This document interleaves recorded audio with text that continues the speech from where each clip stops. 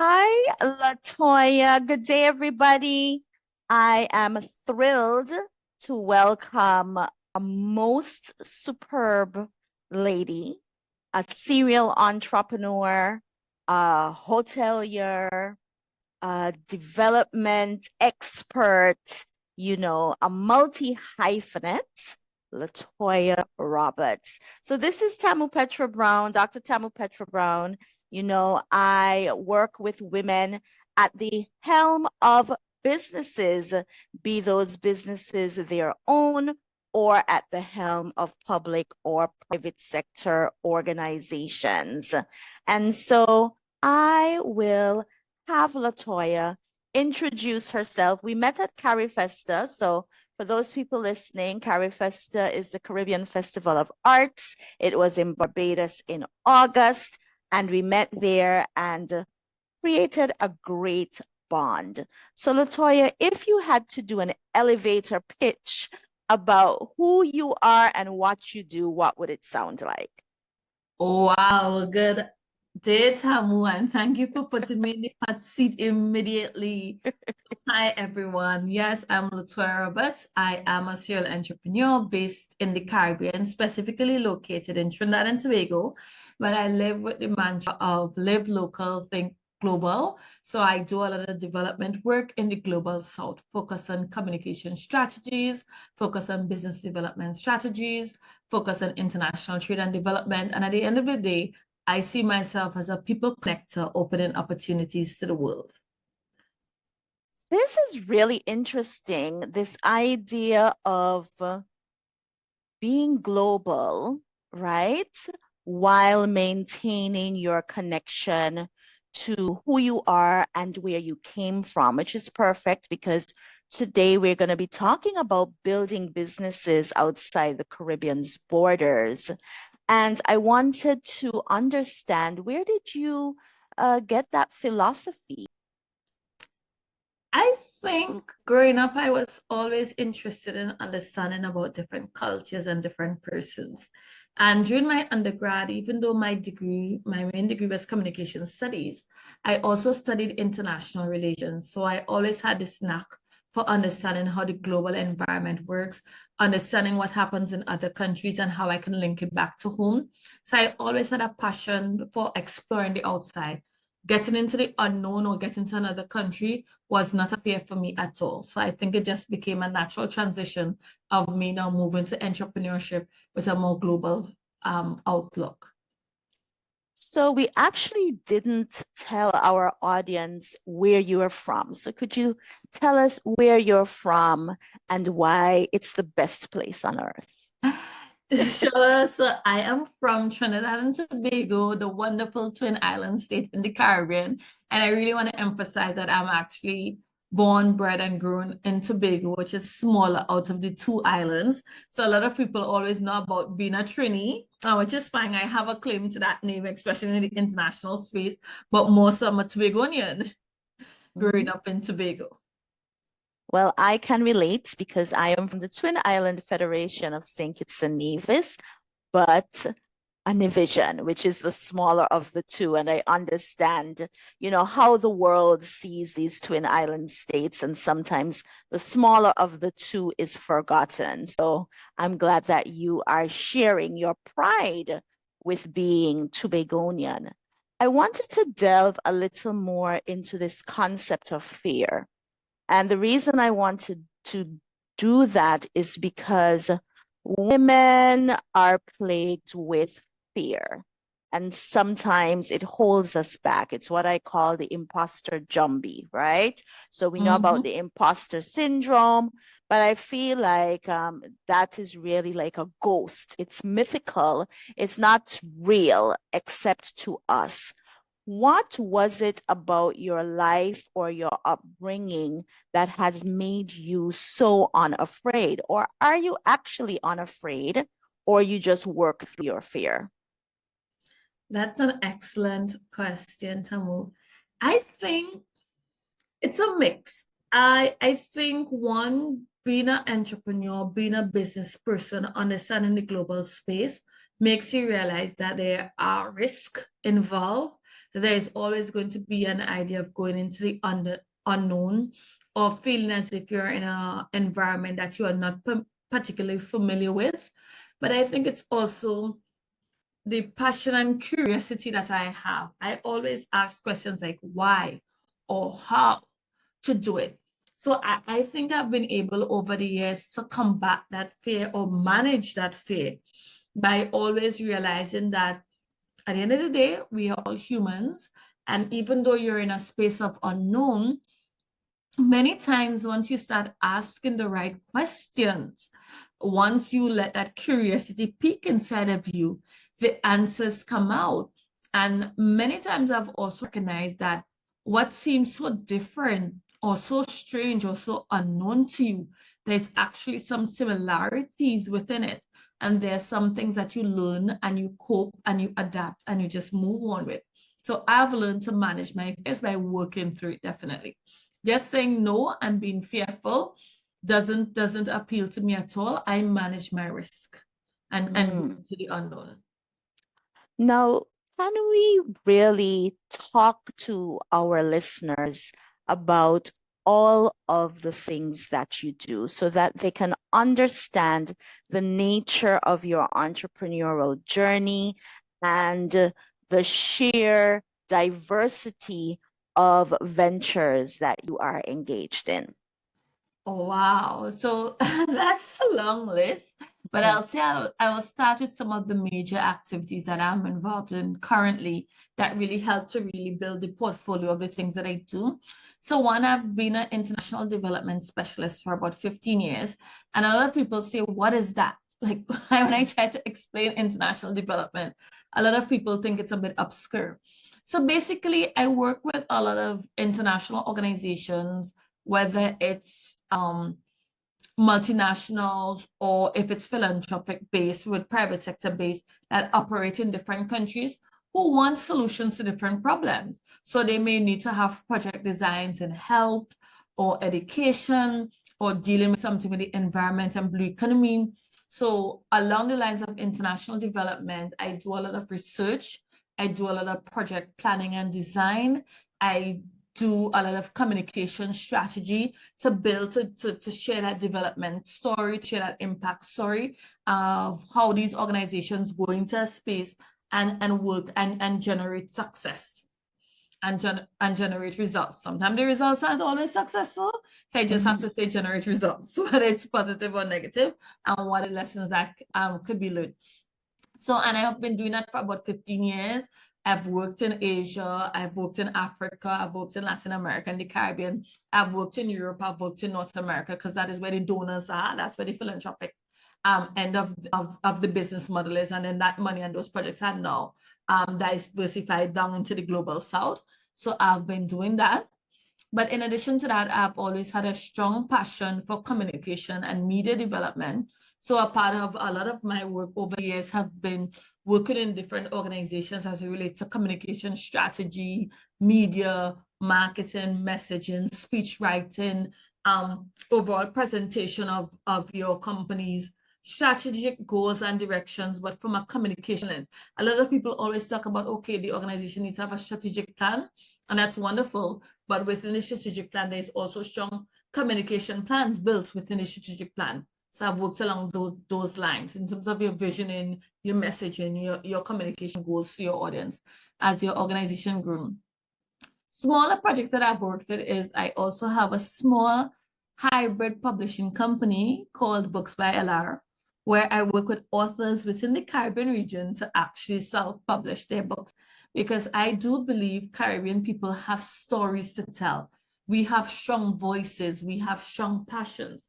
So I'm an author myself of 3 books, and I've also worked with at least 50 authors by now within the region in terms of self-publishing their work. And this passion really came about 5 years now that I have been doing this. And I must say it has been so fulfilling to me to listen to people's stories, to think through their plot, to think through what exactly the message that they have to deliver to it. And when you see that client really hold that final book in their hand, the joy that they give, and then when you see customers purchase the book and the feedback and reviews, I think that is so lovely.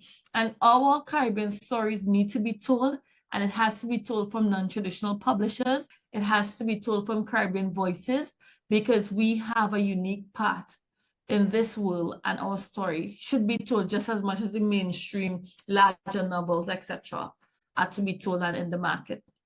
So that is what 3 things on my list so far. Tamu, tell me if I Yes, should keep yes, going. you have more to go. Yes, I want them to understand. Well, let me talk a little bit about this hotel thing. Six on the label here, you have me as serial entrepreneur / hoteler. So, recently, about 4 months ago, my husband and I, we really engaged in a new venture where we are actually exploring the idea of ecotourism and sustainability and health and wellness by actually owning and managing a hotel based in Ecuador. And specifically, the hotel is like 1 hour out from the Amazonian jungle area of Ecuador in a city called Banos. And this kind of project appealed to me because, one, growing up on this small island of Tobago, tourism is what stood out to me growing up. My father's a taxi driver. My brother works in the tourism industry. I was once a communication officer in the tourism industry and the government arm of it. So tourism is what I breathe, eat, sleep, live, grow, learn. And then I had the opportunity to look at, again, the lessons that I learned from home, and then look in that Amazonian context to see that, yes, they didn't have beaches, they didn't have sea, but it still had some elements of the tourism product that I'm accustomed to in Tobago, which is health, wellness, green, serene, love for nature, love for the environment. And then because I also had a strong aspect of international development, I wanted to also focus a lot on sustainability in terms of sustainable tourism. So as a result of that, we are now managing that 20-bedroom property located in Banos, Ecuador. And it's a lovely relationship and experience, but it also speaks a lot about intercultural communication. It speaks a lot to understanding how the client perceive work to be done as a foreigner getting into a new space, but also it involves me bringing that international experience of what a tourist or visitor might want to experience while they're in the local Ecuadorian space. But at the end of the day, I think tourism goes across many languages, and tourism is about that internationalization of flavor, of mixing local with the international and building a really nice sustainable tourism product. So I'm enjoying creating that product at this time. I also believe that I spied leather goods, Yes. more like trunk, maybe a trunk show. I'll call it a trunk show, a leather goods trunk show. Have you added this to Yes. your portfolio? So talk to us about that. Yes. And do also let our listeners know the name of your hotel that you're managing or co-managing in Ecuador. So the hotel that we are managing in Ecuador is called Shannon 360 Hotel. And the name of the company that we formed in Ecuador is called Lamb's Investment. Yeah. So, funny enough, right? Businesses have a way, like if you studied business and you're into business development, you know that business could grow vertically or it can grow horizontally. And while just now getting into the Ecuadorian market and understanding how it works in terms of the hotel, other opportunities started to spin off from it.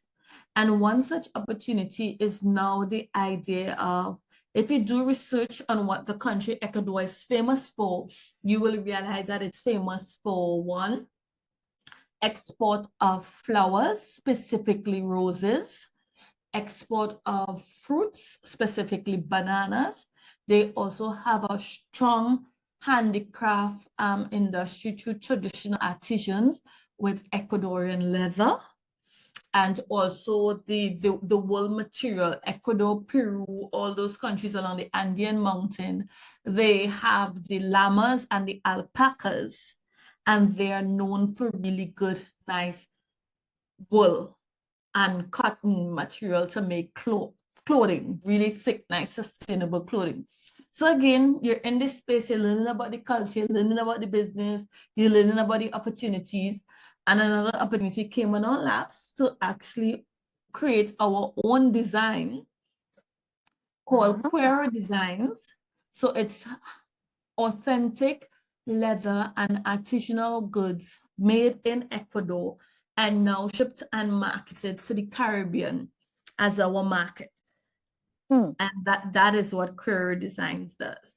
So we have been able to go in and work with the leather people there to select the patterns, the design. So we're at the factory and choosing our own leather, the material, the color. You're seeing it stretch. You're looking at your pattern designs that you want, your styles that you want. You're talking to them about what you think will be suitable for you and the market. We in the Caribbean like big things. So people want very big bags, who want plenty bags with plenty zippers, who Yes, want compartments. Exactly. So you're talking to the artisans and you're explaining to them what you want your product to look like. And then it's made from scratch, generated by our ideas and our expectations about what we want for the product. And it's a really good opportunity because it has given job opportunity and an income to the local artisans there, because we are now purchasing this product that is made for us and then exporting it back within the Caribbean region. Of course, quite awesome. I want to talk about opportunity discovery, Latoyaa. And as you add more ventures to your portfolio of businesses, what would be the criteria that you are using to ascertain which opportunities are best suited for you and your team? And additionally, how are you even finding these opportunities? I believe that many people would love to know what is your opportunity discovery process? Wow, excellent question. Opportunity discovery process. Quite frankly, Tamu, I don't believe there is like an exact pathway or process for me. And I just want to go back and share my story about how we ended up in Ecuador. My husband and I, we wanted to go on vacation earlier this year in February. And I've been exploring the Latin American market for quite a while. So I've been to Brazil, Colombia, Chile, etc. And for some strange reason, I said, okay, let me check out Ecuador. It seems cool. It wasn't like big on my radar before, and we went. And while there, we just fell in love with it.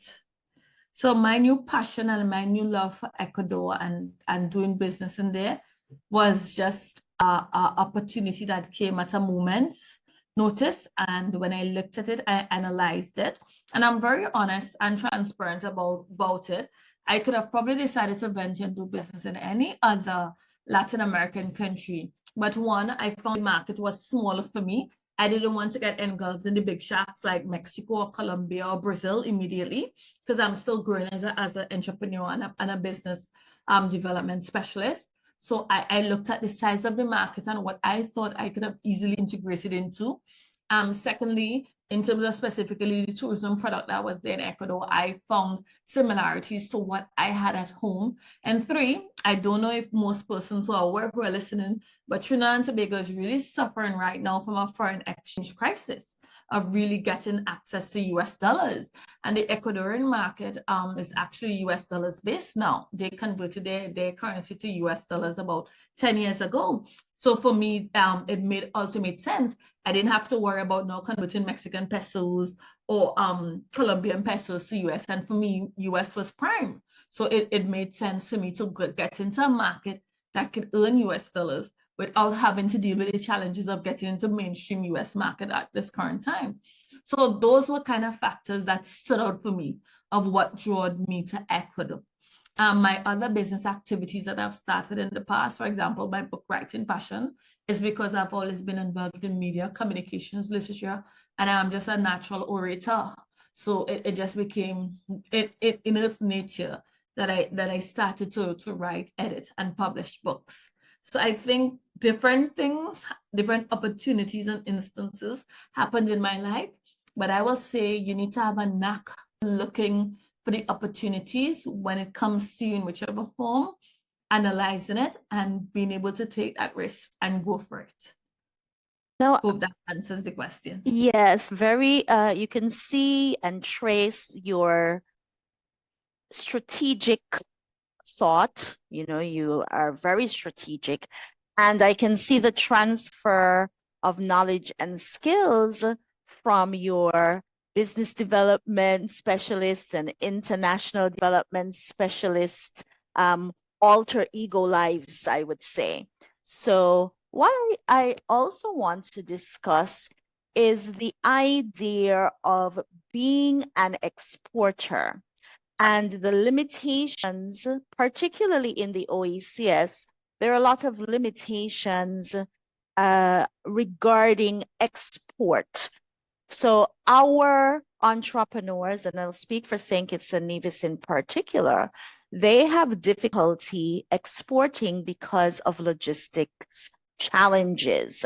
The ecosystem is not appropriately developed so that your labeling standards and simply just basic logistics. What might you tell an entrepreneur in St. Kitts and Nevis with excellent products? I have clients that are formulators. I have clients that are fashion designers. I have clients that are bag designers, and they are making world-class products. But, sometimes we feel that we are tied to spaces that have these challenges and are under-resourced. What might you advise them to do in order to get to the world's market? And also, what type of advice might you share regarding the perception of what is the world? Because here you are in Ecuador, and I believe, for me, I have never engaged with anyone who has so boldly said that I am going to enter into a market that is so unlike mine. So what is the advice you would have so that women in particular, but entrepreneurs in general, who are facing these export restraints and challenges, how can they spread their wings? Thanks so much for that question. And it's a twofold question. I'll go with the first part. One, business as we knew it 20 years or 30 years ago is not the same. There is the incorporation of technology in so many parts of the business process that can help you go across borders. So, for example, a graphic artist or a fashion designer. Yes, I know you maybe want a station in St. Kitts to produce majority of your work, but consider having collaborators in other destinations and other locations that are giving inputs into your product, and depend upon the percentage of the inputs and the country of origin for the product could still actually be within your country of origin. I also want to encourage persons to realize that there are so many digitalization of services as a primary export. So this is especially for persons who are in the services industry rather than the manufacturing and product base. But Caribbean people need to continue to export our services worldwide. So you could be working for a company, you're in St. Kitts as a graphic designer, but there's the whole marketplace of the internet where you can be selling your graphic design services, where you can create IP products and now use that IP product to sell to other businesses for inputs into their other production lines.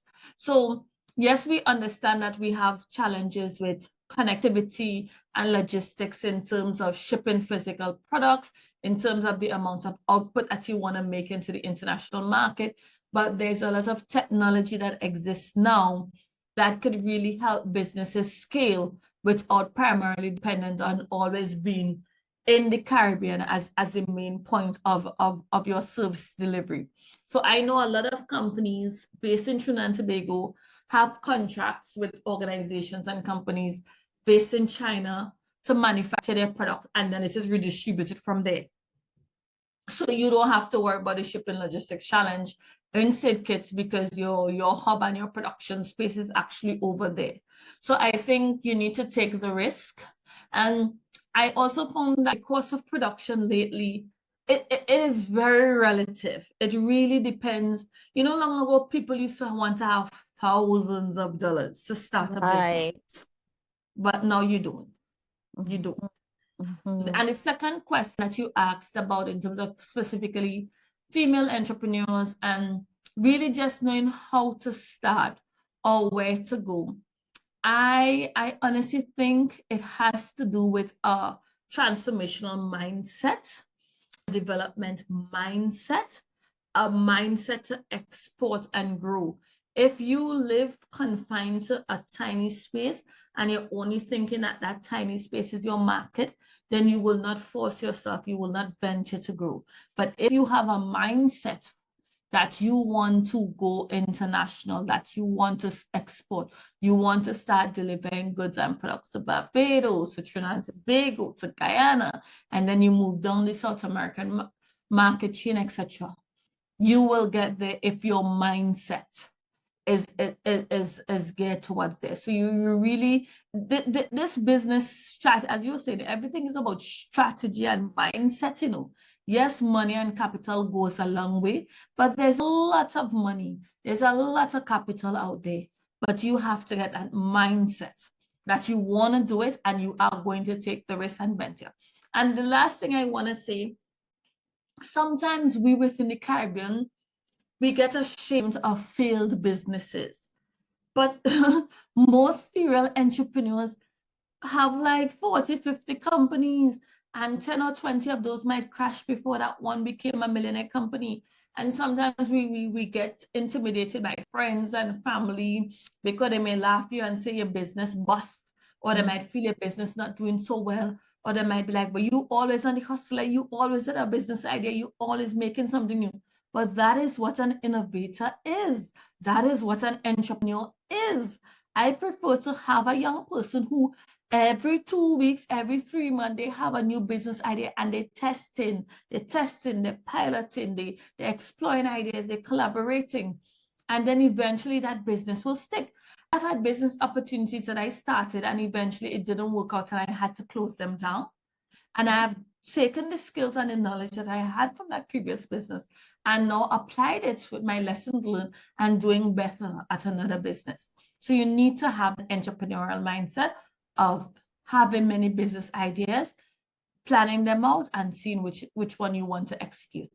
But it can't be just one business idea and that's it. You have to keep trying, molding, and shifting. Be agile. That is quite okay in this industry. Be agile. You know, I'm the creator of the High Growth Entrepreneurship Roadmap, which is its own business model, which is for entrepreneurs, but particularly for female entrepreneurs. And one of the core elements of that model is that mindset piece, because if you have not determined or decided that you are going to do business in an innovative way and a way that delivers high growth, then you've lost half the battle. So it begins with the mind. And so I certainly agree with that. I wanted to talk a little bit more about money and capital. And you have provided a different insight to what I hear from most entrepreneurs. Most entrepreneurs are saying, Tamu, I can't grow. There's no money, there's no capital. And they focus on grants, which those might be great, but they're not really sustainable for building business sustainability. What are some practical tips that you would provide in terms of bootstrapping, reinvesting your profits, or a strategy towards being able to harness money, capital, and resources in general to help entrepreneurs on their high growth journey? Thank you so much for that question. Tamu, there are a lot of resources out there. Unfortunately, I do find for us here in the Caribbean, we are not tapping into a lot of the philanthropic and a lot of the investment and angel capital schemes and founders investment schemes, etc. I don't know if it's because the idea is still very novel to us in the region. I don't know if it is because we don't understand within our business model that you need an investor and you're willing to give 20% profit of your returns. So I don't know if it is that for us here in the region, we think that once you start your business, you want to start your business alone, make your money alone, and keep your money alone. So the idea of having an investor or borrowing money to start a business is something that I found Caribbean entrepreneurs run away from. We really want the government grants. We really want the little bit of funding to start and pilot. But in terms of taking that big risk and going big, persons are very fearful of that. I also think within the Caribbean, we need to be aware that there are also so many new forms of getting money, such as crowdfunding. There are new forms of money through digital currencies, etc. Like I belong to this founders network, and they explore a lot of digital innovation in terms of how you're using digital currency to raise money for business. So I guess we're still so much in the cash-based society that you're waiting for somebody to give you $5,000 or $10,000 in cash to start the business. And they do not realize that there is so much technical skills and equity and those kind of digital assets that could actually help move your business along, and the idea of having investors into your business. Now, I ain't telling nobody to have an investor in your business and that person taking 80% of your business and leaving you with 20. You have to decide on a business model that works for you and decide on what is your share and your profits, etc. going to be like. But especially for Caribbean businesses, bootstrapping is great for those who could afford it and who could do it that way. But I do think there are a lot of philanthropic and a lot of investment persons out there waiting to put money into new ideas and new activities. And the African continent is growing a lot with that kind of business. Asia, specifically in terms of India, South Korea, Malaysia, Singapore, etc., is going great in terms of that. But somehow I haven't seen the Caribbean really take on a strong startup. Yes, there are startup and accelerators here, but I do think specifically as it relates to investors and that equity sharing for Caribbean businesses, it needs to be stronger. I certainly agree. I mean, I've had a number of accelerators. I would have been at the helm of a significant government venture capital program, multi-million-dollar program. And what I can say, I also had issued a survey, an instrument about perceptions of Caribbean entrepreneurs in the OECS regarding investment and investors. And overwhelmingly, the respondents indicated that they were unwilling to give up a share of their business in any form, or even in terms of not even equity, just in terms of repaying loans by private equity players and not necessarily banks and financial institutions. The response was an overwhelming no. And so that also speaks to mindset.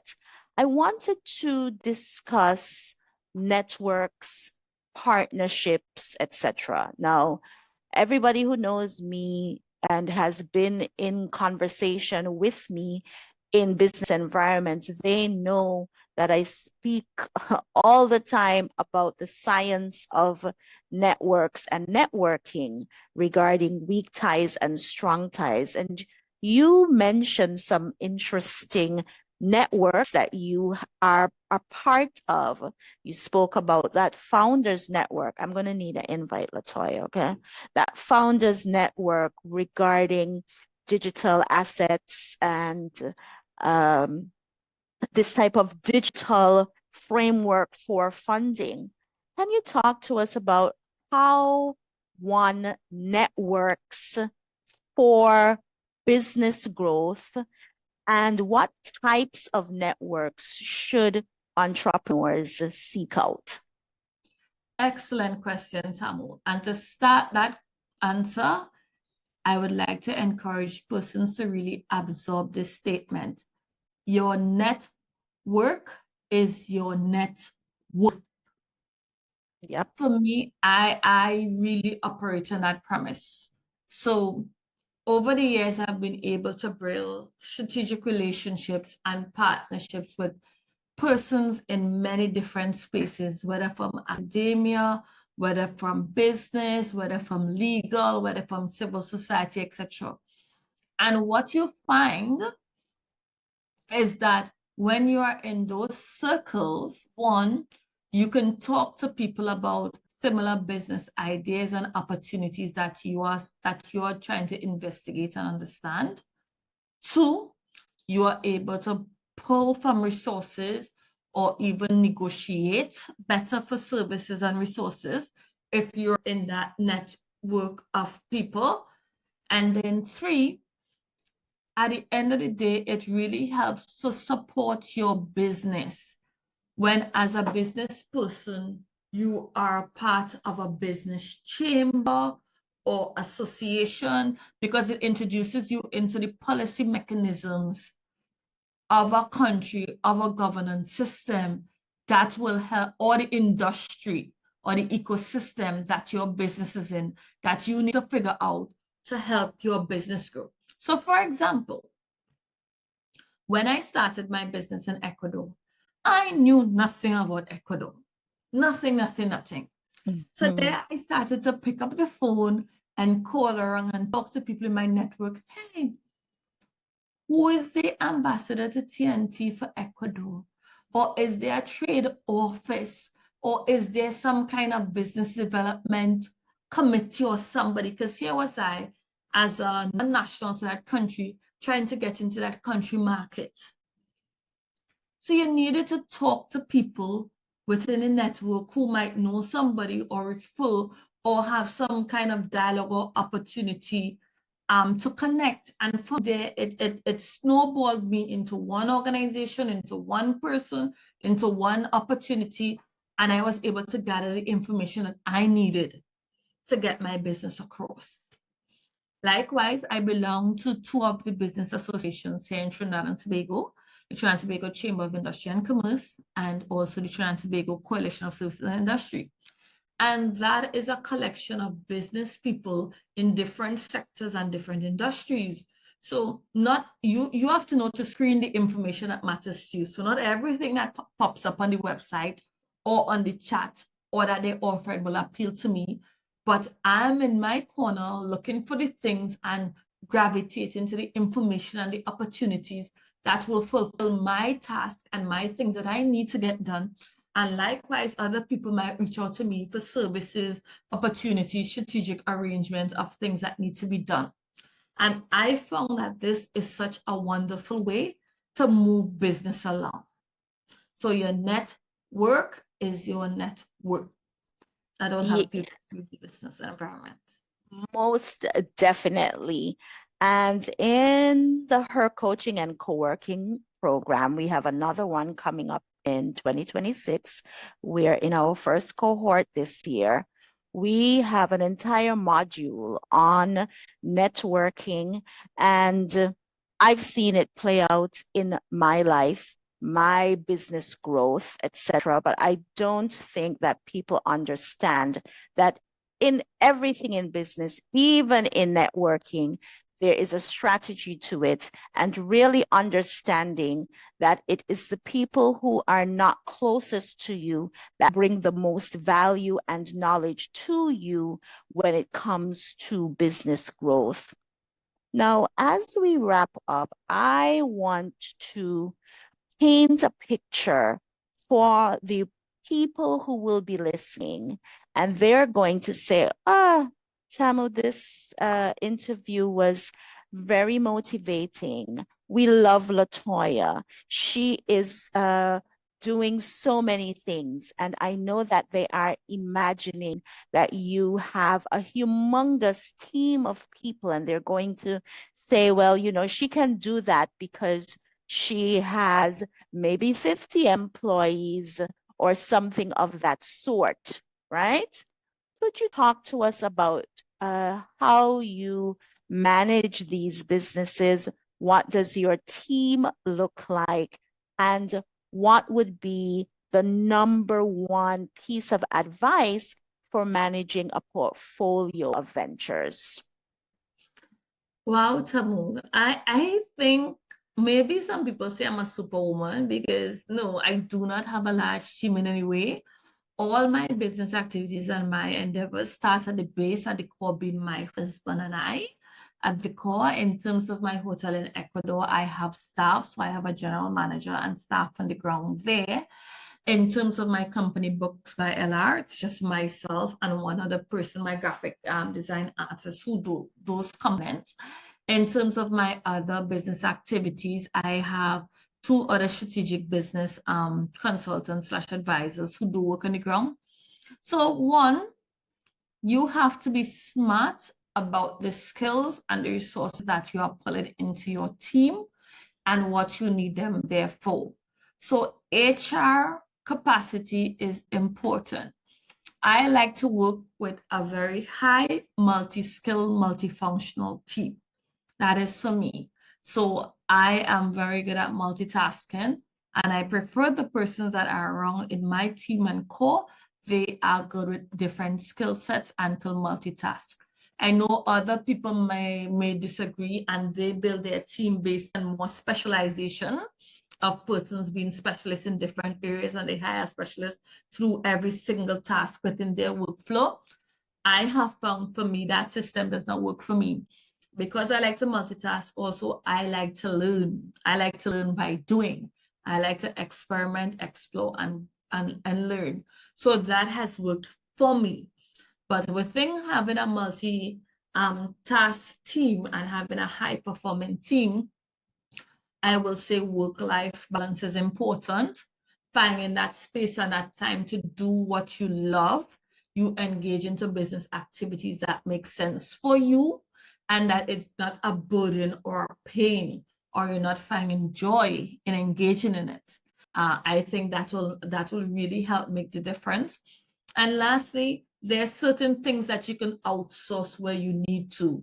If you have a business model where you do not need a full-time staff to do this activity, then I also have a business network associates that I could outsource specific things at a point in time to get done from those core service providers. So that is how my business model works for me. And it has been useful to me in terms of the businesses and what I do. That's what I will say about that.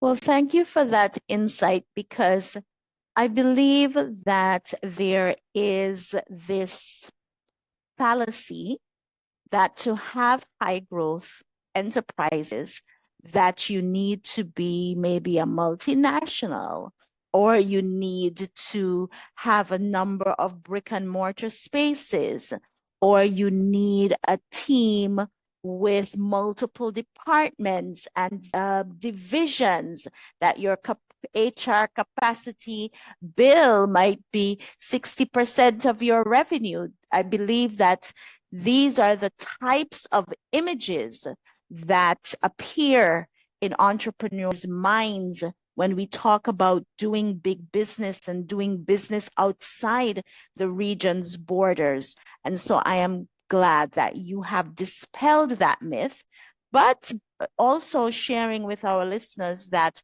this works for you. It might not work for everyone, but it certainly provides an alternative view. So, Yes. Latoya, we are wrapping up. What do you have happening? Let us know how we can support you with any of your ventures. Thanks so much for this interview. I think it was so lovely chatting with you, Tamu. I really enjoyed sharing just the love, the knowledge that I have had in terms of growing as an entrepreneur.